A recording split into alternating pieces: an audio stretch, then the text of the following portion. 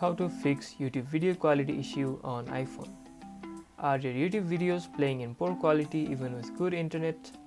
Let's fix your video quality settings. Tap on the settings gear on any video.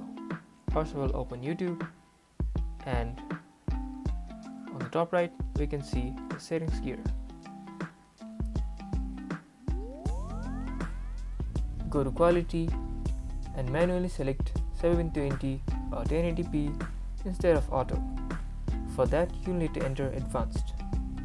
Here you can select the quality. Let's go for 1080p.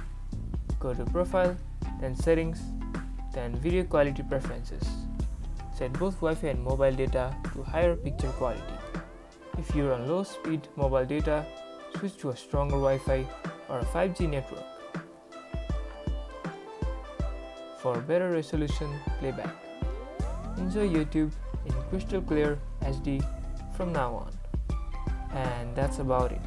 If you guys enjoyed this video, don't forget to smash that like button and subscribe for more videos like this.